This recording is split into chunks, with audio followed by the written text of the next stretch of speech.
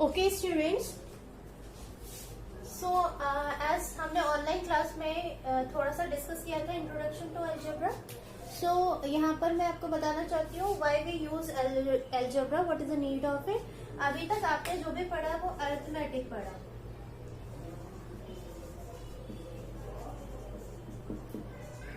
Till now जिसमें हम सिर्फ नंबर्स की बात करते थे, नंबर्स 1 to n, राइट। सो इस ब्रांच में बेसिकली ये एक ऐसी मैथमेटिक्स की ब्रांच है जहां पर अगर आपको रिडल सॉल्व करना अच्छा लगता है या जहां पर आपको कुछ भी पता करना अच्छा लगता है, जैसे कि कोई आपको रिडल दी हुई है उसको बार बार पढ़ के समझ के उसका आंसर निकालना अच्छा लगता है, so you like this algebra branch of mathematics. Algebra basically when हम लोग इस ब्रांच में हम यूज करते हैं alphabets, okay, that is A to Z। ये आप कैपिटल्स में भी यूज कर सकते हैं और स्मॉल में भी यूज कर सकते हैं। A to Z हम यूज करते हैं। अब हम ये क्यों यूज करते हैं, ये एज आपके लिए ये ब्रांच तो न्यू है, बट अलजेब्रा से related questions, riddle type questions आपने बड़े सारे सॉल्व किए from class 1 to class 5, now is your class 6। तो अब हमने इसमें थोड़ा सा अब क्या इंट्रोड्यूस हुआ है आपके लिए, अलजेब्रा। अब मैं बताती हूँ कि आपने अलजेब्रा के क्वेश्चंस कहाँ और कैसे सॉल्व किए। Okay, so here is an example. Alright, we have one example that is -5 equals to 20. Now, what would be in this box? Yes, you guess it's right. 25 minus 5 equals to 20. तो यहाँ पर आपको क्या सोचना पड़ा? आपको सोचना पड़ा ऐसा कौन सा नंबर है जिसमें से हम 5 माइनस करेंगे और हमें 20 मिलेगा, right. In the same way there is a circle. अब what should we add to add here in with 5 to get 30? What should we add? We add 25 plus 5 to get 30. So in circle this would be your answer, right? And again there is another shape. So far we are taking shapes, right? Which number we divide by 2 to get 6? The number should be 12. So the shapes are different. And you are doing this from class 1 till now, but now because when you make these shapes, these are quite very tedious work to do all the shapes all the time. Sometimes it is heart shape, sometimes it is flower shape.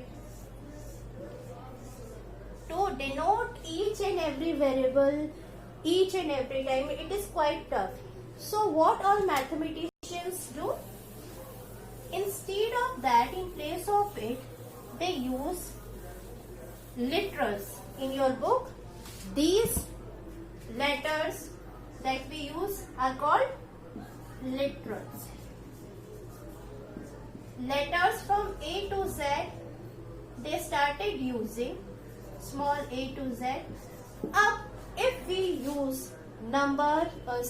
letters in place of these shapes, the question would be like x plus 5 equals to 30. What would be the value of x? Now the value of x would be 25, right?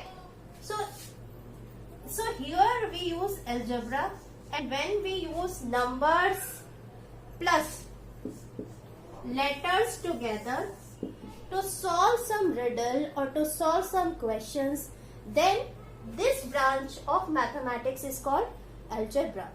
Alright, what is needed to solve the problems? Your intelligent mind, okay, your mind and your language skills.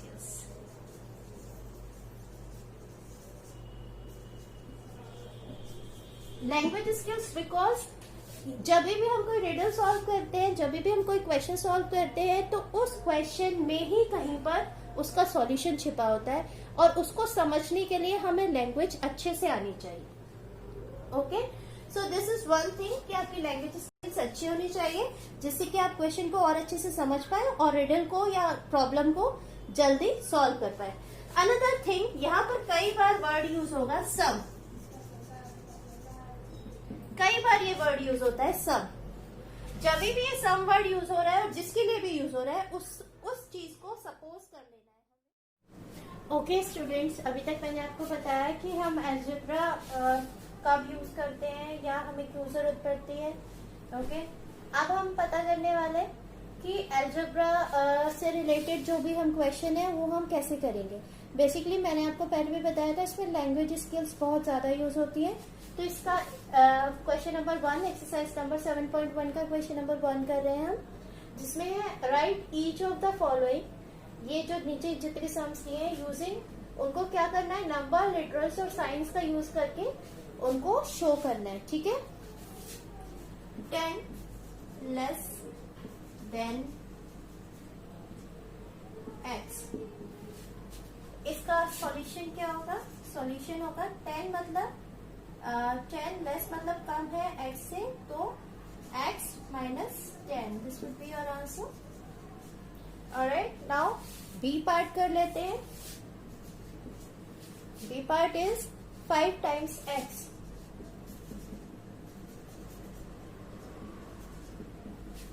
Whenever this term come times in between two variable or constants, then it means multiplication. जो हम tables learn करते हैं वो भी multiplication table होती है. Alright, जैसे 3 का टेबल हम लर्न करते हैं, 1 times 3 was 3.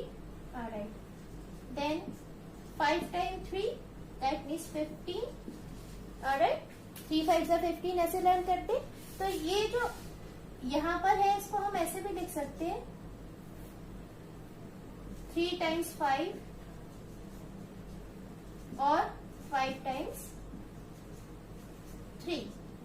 One of the same thing, दोनों का आंसर 15 ही आएगा. तो जब हम टाइम्स का यूज करते हैं, इसका सिंपल मतलब होता है multiplication. Right, the solution is 5 multiplied by x.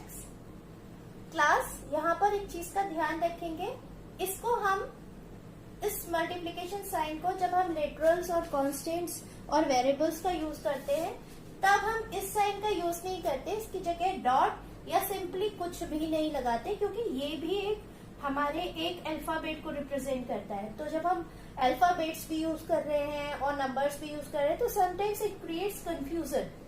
Right, तो जस्ट आपको शो करने के लिए इस टाइम मैंने यूज किया. अदरवाइज इसको हम लिखते हैं 5x. ओके, इस पूरे चैप्टर में भी मल्टीप्लिकेशन साइन में यूज करूंगी ताकि आप यूज टू हो जाए कि एक्चुअली ये है क्या. ऑलराइट, और आपको फिर इस फॉर्म में कन्वर्ट करके भी मैं बताऊंगी. ऑलराइट, तो क्वेश्चन नंबर, इसका part number C and D आप अपने आप से करेंगे. Okay, now question number 2. Question number 2 exponential form में लिखना है. First of all we need to understand what is exponential form. इस पे question number 2 पे जाने से पहले exponential form समझ लेते हैं क्या होता है. exponential form basically जब भी आप किसी नंबर को बार बार मल्टीप्लाई करते हैं, कोई भी एक पर्टिकुलर नंबर, एक पर्टिकुलर वेरिएबल कई बार मल्टीप्लाई करते हैं, it is very hard to write it again and again in multiplication form. तो इसको हम एक छोटे नोटेशन से रिप्रेजेंट करते हैं और इस नोटेशन को हम कहते हैं exponential form. Right, let's suppose मुझे किसी ने बोला कि आप a को 15 टाइम्स मल्टीप्लाई करिए. ठीक है, so I start writing a multiplied by a multiplied by a multiplied by a multiplied by a, and now I start counting as well. 1 2 3 4 5. Okay, 10 times और लिखना है.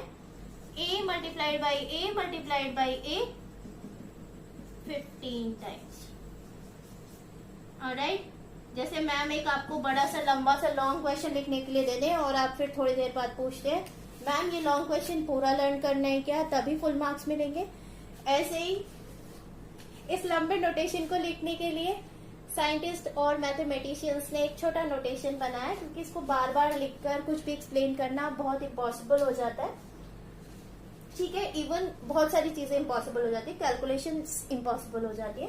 तो एक्सपोनेंशियल फॉर्म का use किया गया है इसके लिए।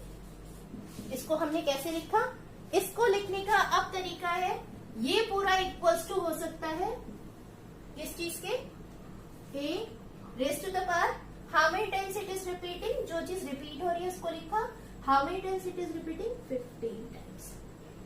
Alright, so a raise to the power 15 में ये क्या है, ये है एक्सपोनेंट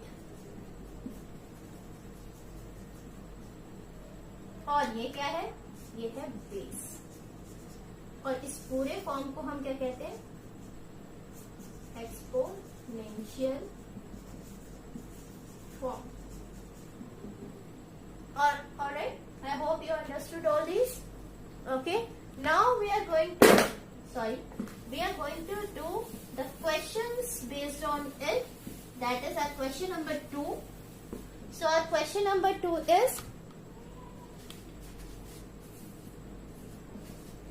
इसका A पार्ट कर लेते हैं, एक्सपोनेंशियल फॉर्म में लिखना है 5 multiplied by a multiplied by a multiplied by a then multiplied by b multiplied by b। अब आप यहाँ पर देख रहे हैं कि ये एक टर्म तो 3 टाइम्स हो रही है, फिर ये दूसरी टर्म आ गई।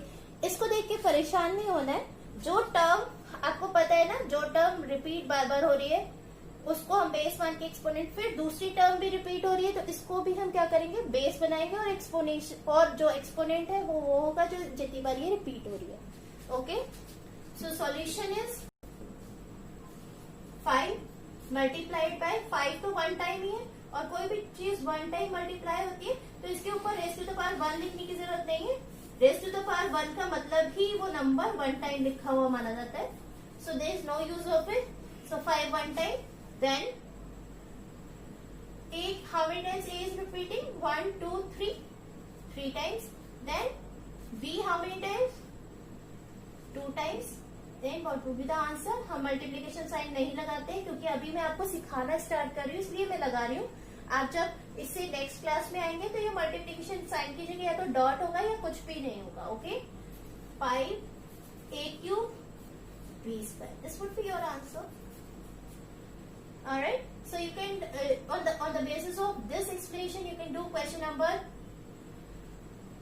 B, C, D. Alright, of this exercise, product form। Actually exponential form में लिखी हुई किसी चीज को जब स्प्रेड करके लिखते हैं that is product form। Alright, question number 3 है ये हमारा। तो exponential form में लिखा हुआ है ये, ए पार्ट इसका सॉल्व करके देख लेते हैं। 4x क्यूब y स्क्वायर, ठीक है। Now what would be the product form, solution.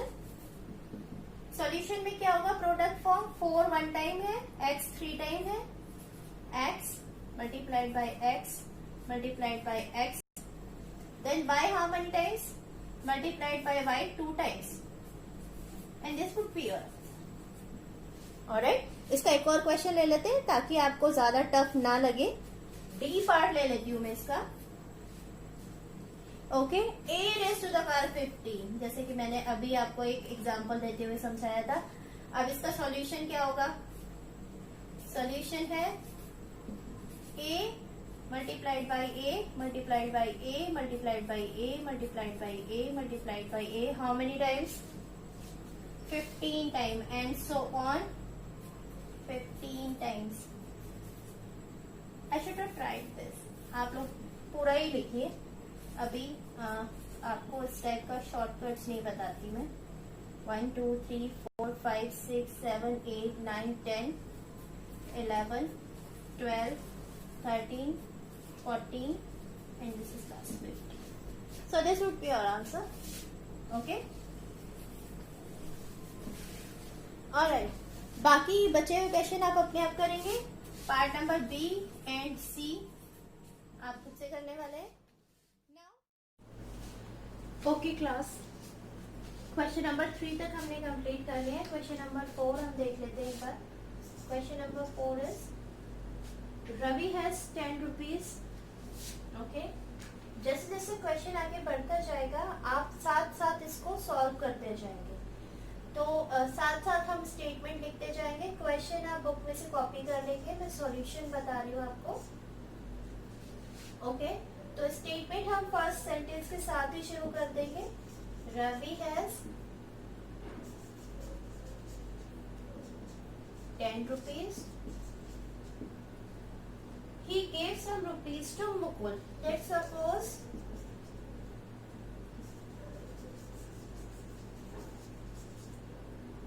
he gave X rupees to Mukul.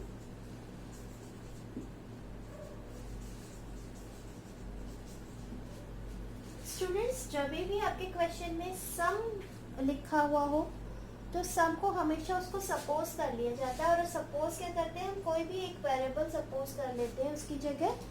ठीक है, तो इससे आपके क्वेश्चन को सॉल्व करना आपको इजी हो जाता है. राइट, तो हमने यहाँ पर x सपोज कर लिया. X रुपीज मुकुल को दे दिए. Now then what will be the money he have. अब उसके पास कितने रुपीस है वो हमें बताना है. नाउ रवि हैव 10 रुपीस में से x रुपीस उन्होंने मुकुल को दिए माइनस x रुपीस. कैसे आया इसको हम एक एग्जाम्पल से समझ लेते हैं. लेट सपोज आपके पास 10 रुपीज थे. आपने 5 रुपीज अपने फ्रेंड को दे दिए. आपके पास कितने बचे, तो आप क्या करेंगे 10 माइनस 5 करेंगे ना, तो आपके पास 5 रुपीज बचे. इसी तरह से यहाँ पे ये क्वेश्चन सॉल्व किया गया है. क्योंकि यहाँ पर बोला गया सम रुपीज टू, दैट मीन्स हमारे पास अमाउंट तो है नहीं, तो अमाउंट को हम सपोज करेंगे, मान लेंगे इसको कि माना कि x रुपीज मुकुल को दिए, तो अब रवि के पास कितने होंगे 10 minus x rupees. Alright, now question number 5. Question आप बुक में से कॉपी कर लेंगे. सॉल्यूशन हम लाइन बाय लाइन यहाँ पर करते जाएंगे. जब भी आपके पास कोई वर्ड प्रॉब्लम आए तो उसकी लाइंस को पढ़ते जाइए और स्टेटमेंट्स बनाते जाइए और आपको सॉल्यूशन अपने आप दिखाई देने लगेगा. ओके, तो अगेन हम यहाँ पर सेम ही करने वाले हैं. If Mukul's present age is x. Okay, मैं आगे नहीं पढ़ रही हूँ, हम धीरे धीरे स्टेटमेंट्स बनाते जाएंगे. सो मुकुल्स प्रेजेंट एज क्या दी हुई है हमें,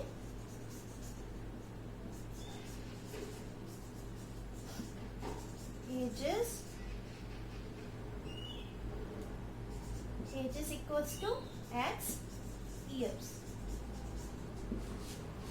Okay, what will be his age in years after 20 years from now. Okay, now after 20 years Mukul की एज क्या होगी. so present एज क्या है x. so after 20 years Mukul's as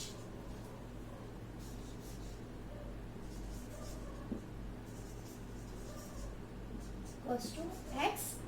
after ऐसे कुछ वर्ड्स होते हैं. आफ्टर मतलब कि उसके बाद की कोई चीज़ पूछी जा रही है, दैट मीन्स उसको जो था अमाउंट या जो भी अमाउंट था या जो भी क्वांटिटी थी उसमें कुछ ऐड करके हमें अब बताना है.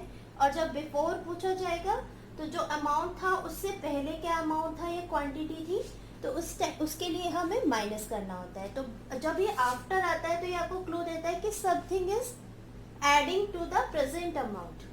Okay, and if before is there, that means something is deducted from the present amount. Alright, okay, now after 20 years x plus 20 years. Don't forget to write these units. Units are very important. In both subjects, science and maths, you need to always write units, otherwise your answer will not be completed. Alright, so it is quite important कि आप हर बार जो भी चीज़ लिख रहे हैं, जो भी number लिख रहे हैं, वो किस यूनिट में आ रहा है वो भी आप साथ में लिखें। Alright, now this would be your answer. इसको सिंपल तरह से समझ लेते हैं जैसे ऊपर वाले क्वेश्चन को समझा था। आपकी लेट्स सपोज आपकी एज अभी 10 इयर्स है, आपसे किसी ने पूछा कि 20 इयर्स बाद आपकी एज क्या होगी, तो आपने क्या किया, 10 प्लस 20 इक्वल्स टू आपकी एज क्या होगी 10 इयर्स के बाद, सॉरी आपकी करंट एज 10 है और 20 इयर्स के बाद आपकी एज क्या होगी 10 प्लस 20 इयर्स और आप उसमें ऐड करके बताएंगे कि हाँ मेरी एज होगी 30 years. In the same way here we solve this question. Now your exercise 7.1 is completed. आपको बचे हुए क्वेश्चन खुद से करने हैं। ऑलराइट, ओके, आई होप आप सबको ये समझ आया होगा। Alright, have a good day.